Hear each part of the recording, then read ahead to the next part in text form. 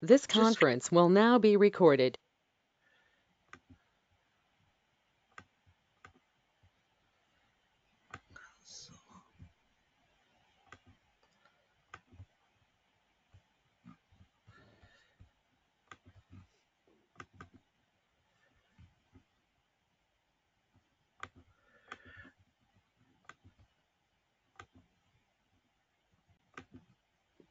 can you see the slides? Oh God, now? Can you see them now? Yes, yes, ma'am. Summit. Are they okay? Yes, Yeah. ma'am. So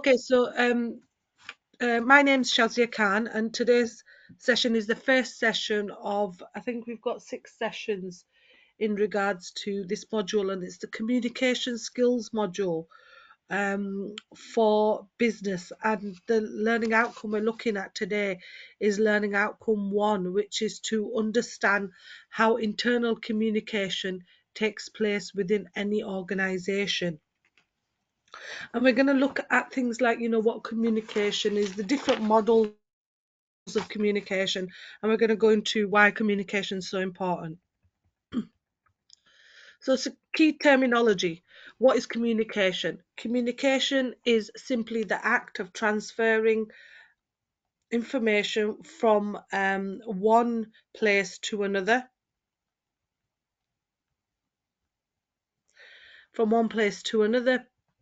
person or a group to another.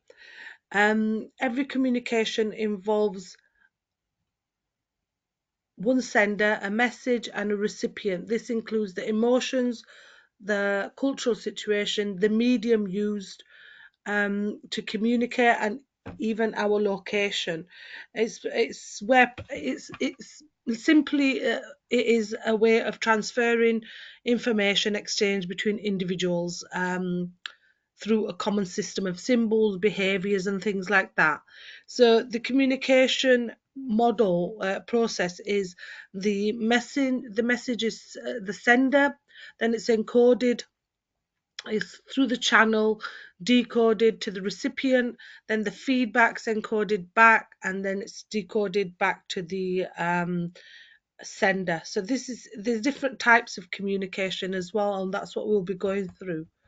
So the models of communication, we have the business communication model, which is a representation of a process and not only separate system, rather than a simple way to represent the various objects oriented elements. And this was by Varner in 2000, that's the source. So this diagram we have here is simply the sender um, it'll go, then there's a messenger and the receiver, so you'll get feedback as well, and it's a simple model of business communication. So when we look at models of communication, we look at the communication model and the subject. So you've got the definition, which is the communication model, the method of presenting communication process by figure or by a visual method. The nature, it is practical or visual in nature. The media communication model uses symbols or pictures to convey the message, understanding the ability, so it's easy and comprehensible due to the manner of the presentation. The requirements for explanation with the communication model is that it requires less explanation as is represented by figures or symbols. The complexity of for explanation is requires less explanation is represented by figures or symbols. The complexity is less complex due to the less use of text and more use of symbol pictures or symbols to explain certain context. And the time, it's less time um, is required to prepare a communication model. And then the effectiveness, it's more effective, um, since the presenter can explain to the audience the use of the graphical representation. So when we look at the explain the process of communication within organization, um, that's 1.1. Why do you think good communication is important in any organization? Without communication, there is no any possibility to convey our message. Yeah, it's really important because we need to convey our message across, don't we? So if we don't have good communication, it's it's not going to work, is it? So Yeah. you've got the communication, which is a two-way process. Okay, so it's and no company or individual will survive long if it doesn't listen and encourage each other. So listening shows respect. Good communication is an essential tool in achieving productivity and maintaining strong working relationships at all levels of the organization. What do you think would happen if we didn't have good communication? So Do you think the we cannot. organization would work properly? No. Do you think there would be issues within the organization if we didn't have good Yes, of course. communications? Yes, of course. Yeah, uh, yeah, because good communication makes an organization run better, doesn't it? Communication in any sort of organization is important because it boosts employee morale. It, you know, it looks at the issue of productivity. It also increase, satisfaction levels, and communication is a key thing for better team collaboration and cooperation. So effective workplace communication helps better results for individuals, teams and organizations. So it's really, really important that we have communication, a good communication within an organization. So written communication can be letters, bulletins, notice boards, updates, newsletters, notice boards, update newsletters, and the advantages and the disadvantages of written communication. What do you think written communication is important? Yes, of course. Some messages Why do are not conveyed in oral communication, solely in a verbal yeah, so communication. So yes.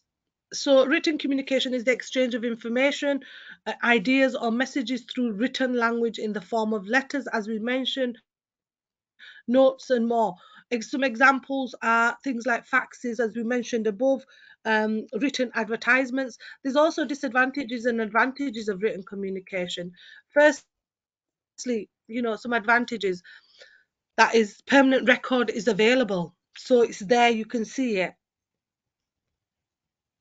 Secondly, it becomes a legal document. So, whatever you've written it becomes a legal document.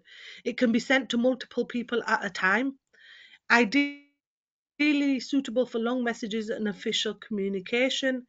It provides detailed information, and it also ensures all employees are on the same page and the message is conveyed to the person properly. There are also some disadvantages. It takes time to draft to ensure no errors are there and the intent of message is conveyed. Purely formal message hence lacks personal touch, may not be required for all level of employees, lacks confidentiality as it becomes public after release. It does not provide instant feedback. Once released, modifications can be done on the same document.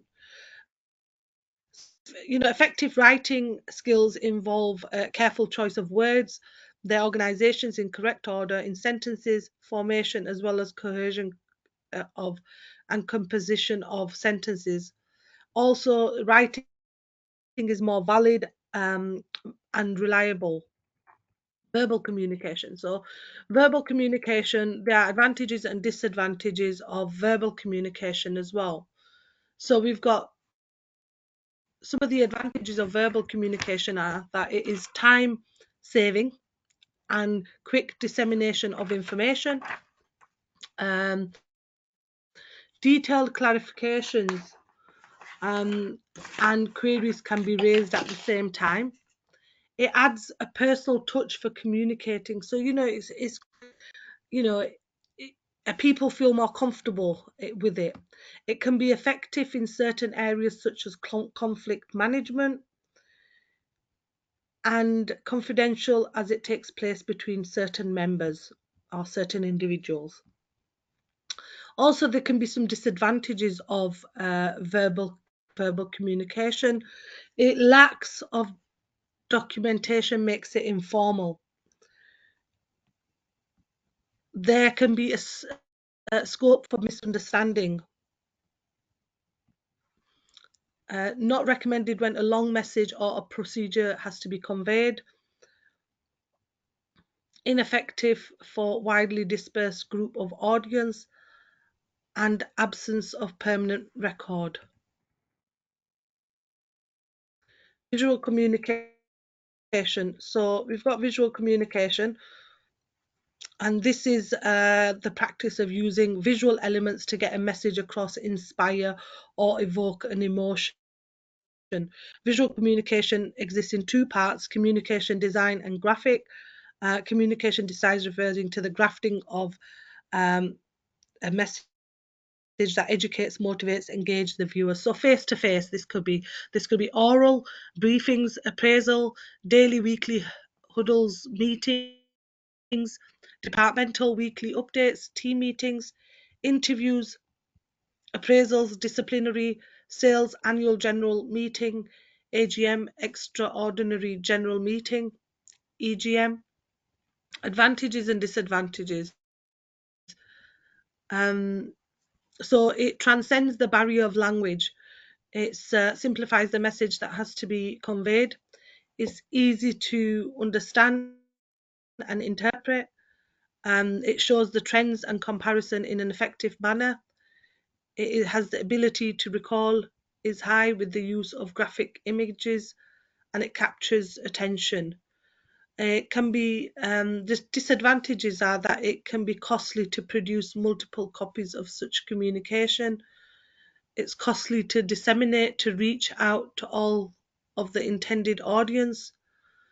There's no interaction of the audience and the communicator, so it leaves no room for feedback. Its complex ideas are difficult to convey through the medium. It takes time and thought to prepare an effective visual communication, and there's no interaction of the audience and the communicator, and it leaves no room for feedback. Then we've got another form of communication, which is electronic communication. And this is quite widely used quite a lot as well now. Why do you think electronic communication is so important? Sumit, why do you think there's a lot of That people is, now? yes. Why do you think a lot of people use electronic communication to, interact with others? We can access easily by electronic communication Yeah. So it and could be like having things no like issues email. of, yeah. And we can Yeah, also it could have be record. yeah, you can, yeah.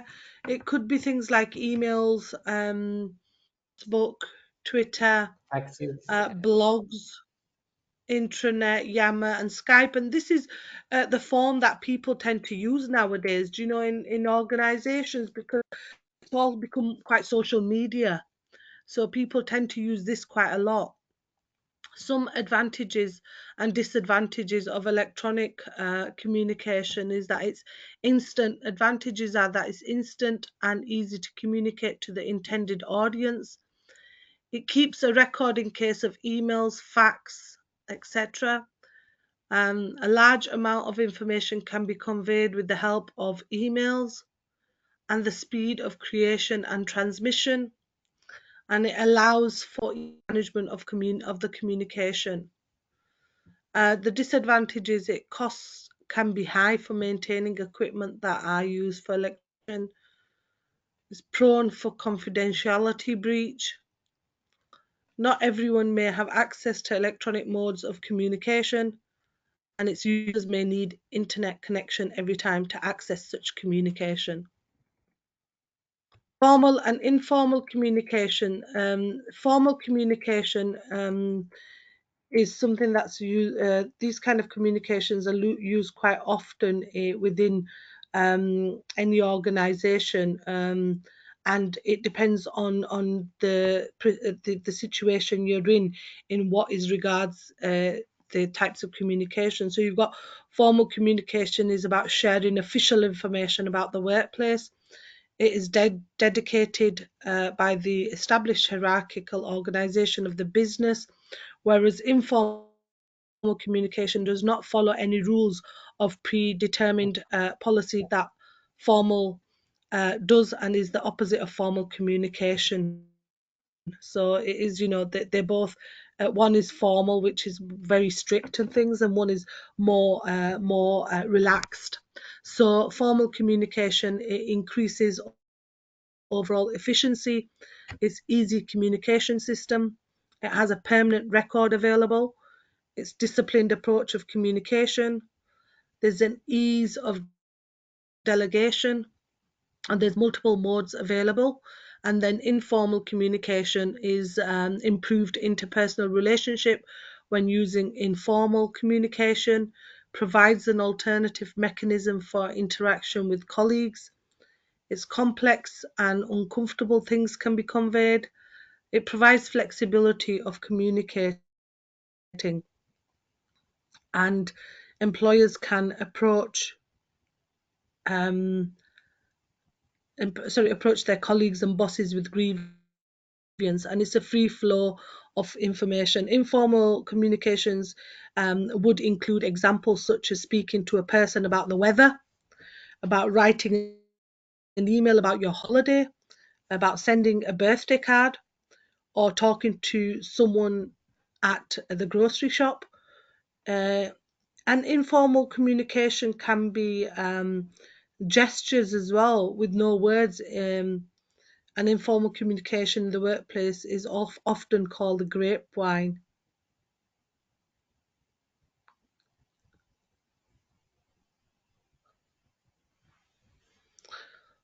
Some examples of formal situation, it would be if you look at, it would be like things like attending a meeting tomorrow. That would be quite formal, whereas informal would be they'll attend the meeting tomorrow. So things like that, is formal. Formal's probably quite important to attend. Conferences and whole staff meetings. Workplace meetings are an important element of a business management. Meetings enable you and your employees to communicate and share information, solve problems or resolve disputes, improve performance, build teamwork, and move projects forward. Workplace meetings can be formal or informal. Oops. Can you can you still see the slides? Yeah. Yes, ma'am. Yeah. Why do you think it's important to have these conferences and these staff meetings?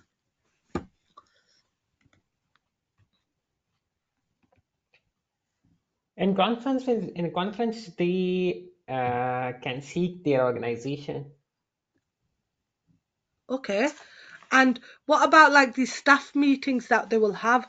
Why will they be useful? Yes, of course. In staff meeting, they will promote a good site of organization. Yeah. And information between them, between the different people that work there. Training events and webinars. So a sales conference is important communication and motivational tool. Sales representatives spend the majority of their time away from the office, often working alone.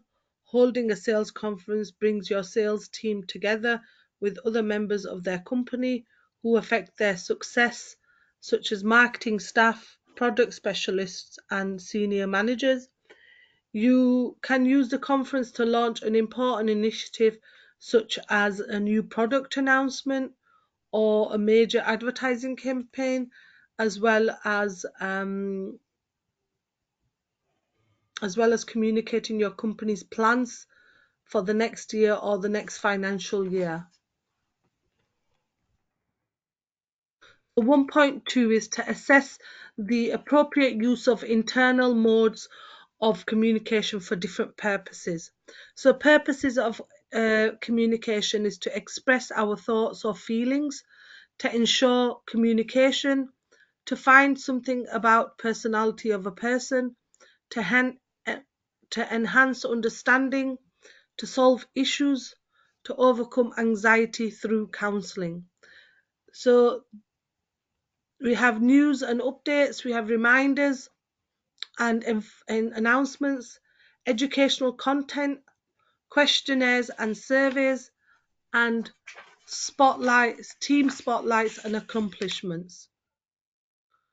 Horizontal and vertical communication. Okay, and this is another form of communication in regards to any business organization, and why the organization works at that level. Um, just 1 minute, Harrison.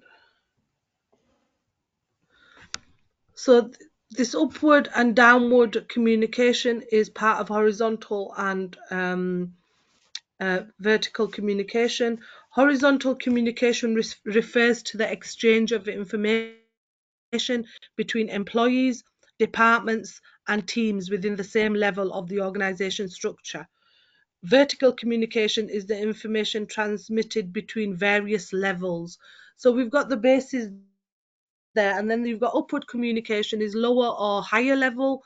The nature of it is non-directive and non-authoritative, and then you've got to provide feedback, and then the form is reports, complaints, and suggestions. The downward communication is from the high level down to the lower level, which is the director and the authoritative, and the purpose is to get things done.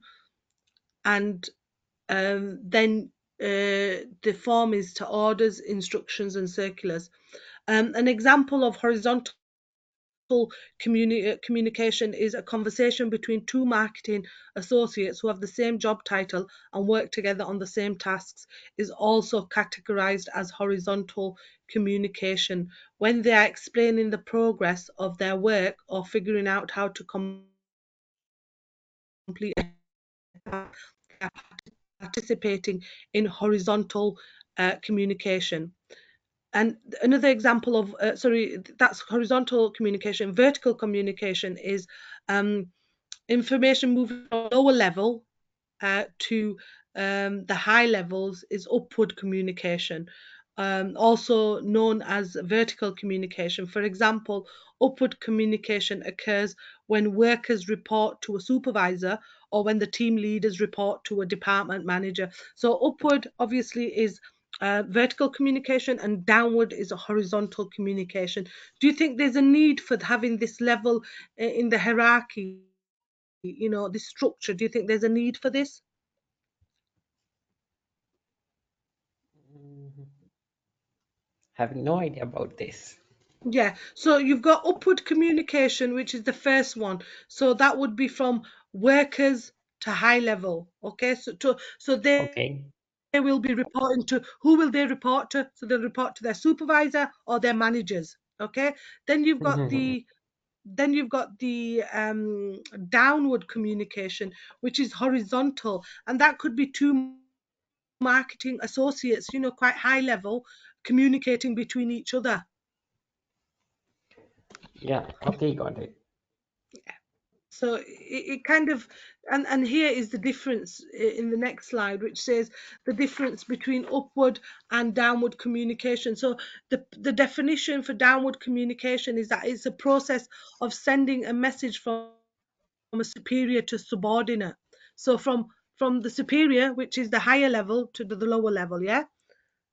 Okay. And then the upward is the opposite. It is opposite to downward, flows from subordinate to superior, so lower to higher.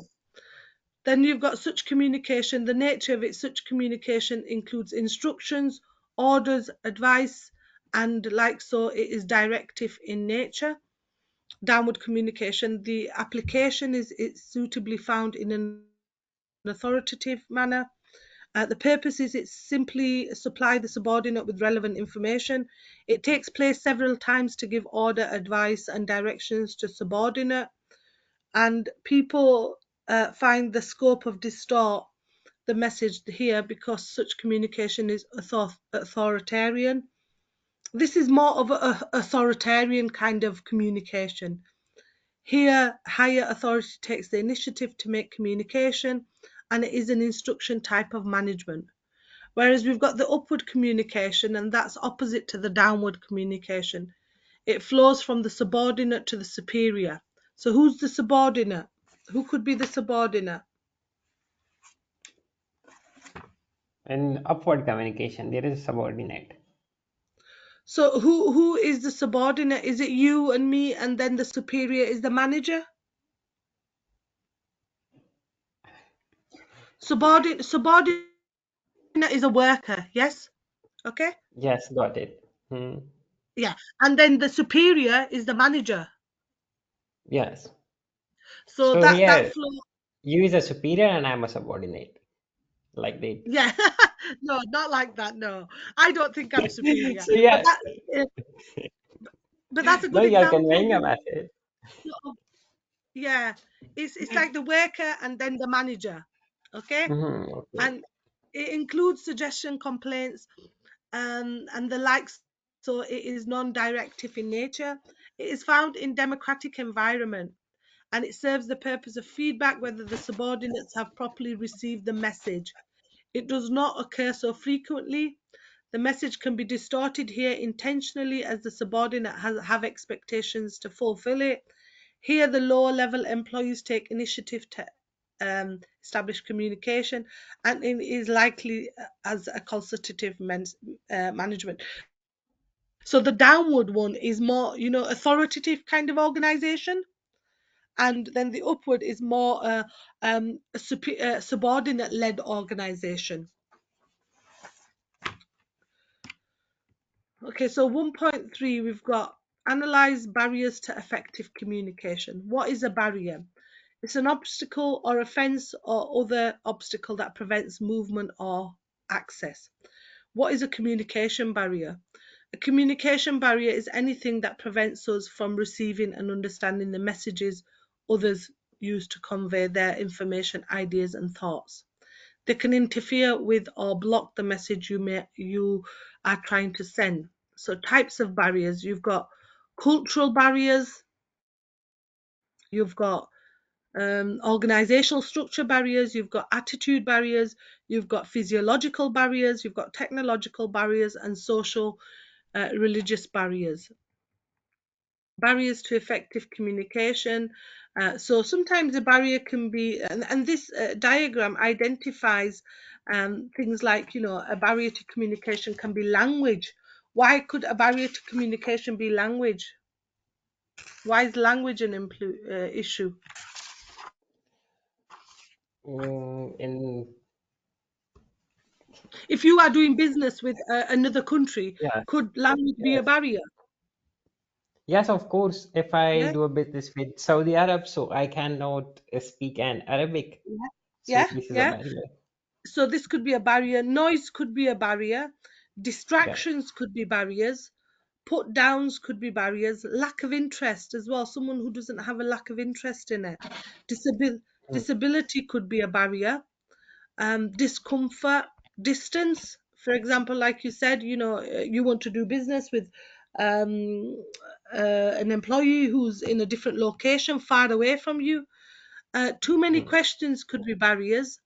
Other people, other organizations, and timing could be barriers. So, some examples of barriers in regards to effective communication.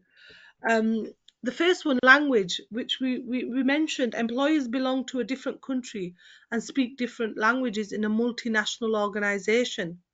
That's a good barrier. That's a good example of language barrier. Too many questions. Employees in marketing department asking too many questions regarding a product launch and not showing confidence in the strategy of the organization. The next one barrier is distance. Employees who are placed far off from their base locations show less inclination towards organizational activities. Lack of interest is another barrier, and here employees do not participate in training exercises and are satisfied with their existing skill sets. So they don't show an interest in the job, they don't care what they're doing, they're just satisfied with what they're doing and as their skill set. Distractions, so continuous phone calls in the middle of meeting can distract employees.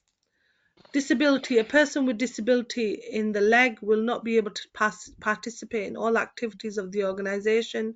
So sometimes most organizations need to cater for people with, because it becomes an issue where they can't participate in certain organizational things.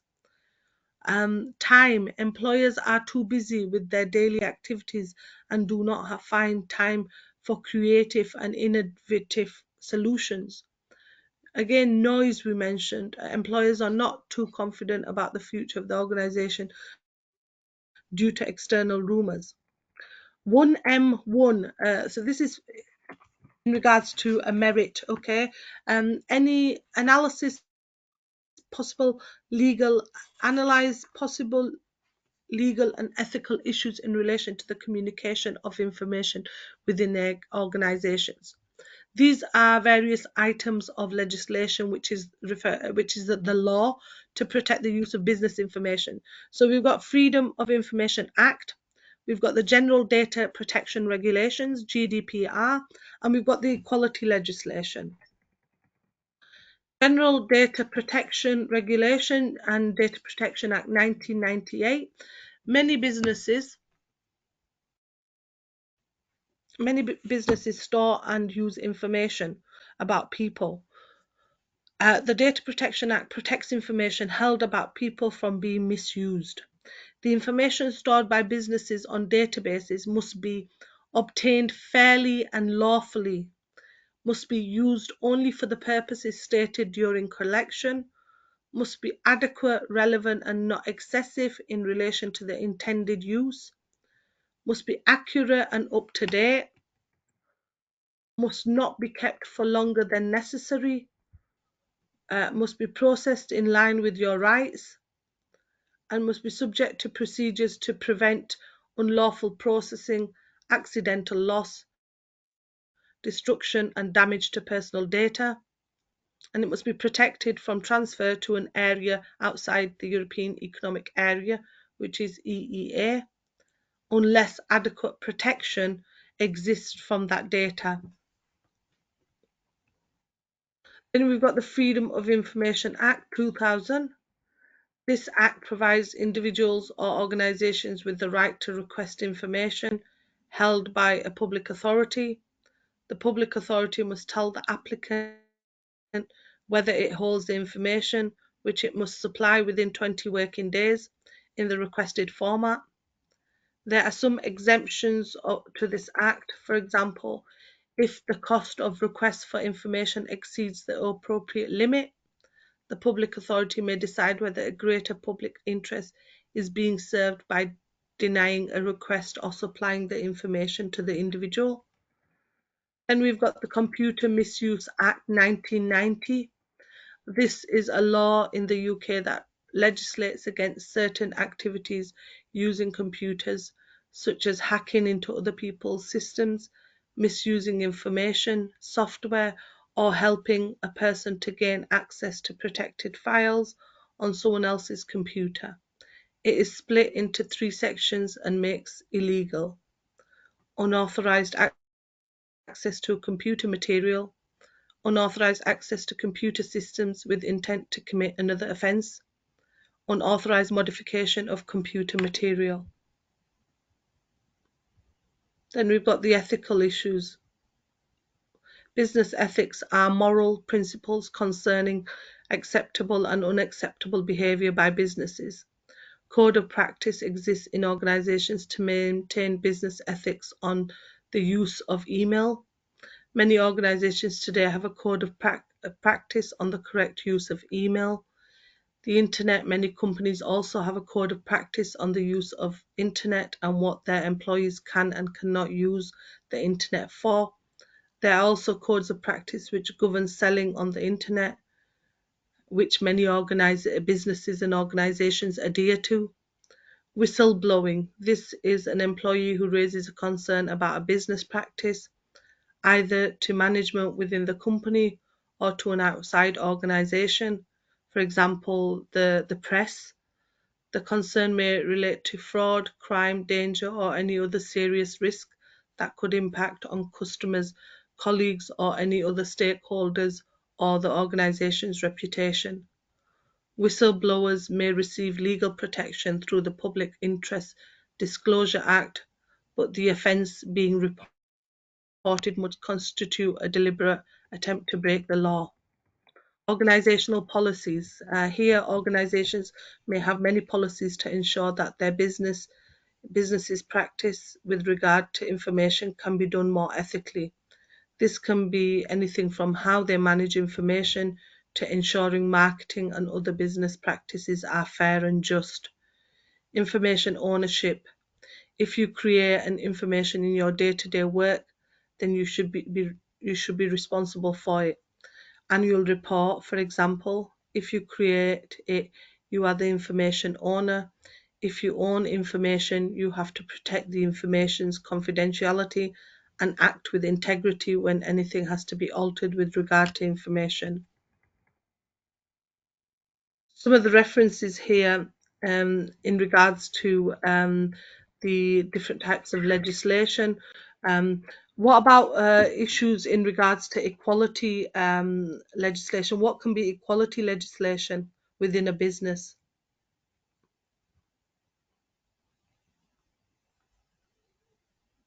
By implementing laws is a quality legislation.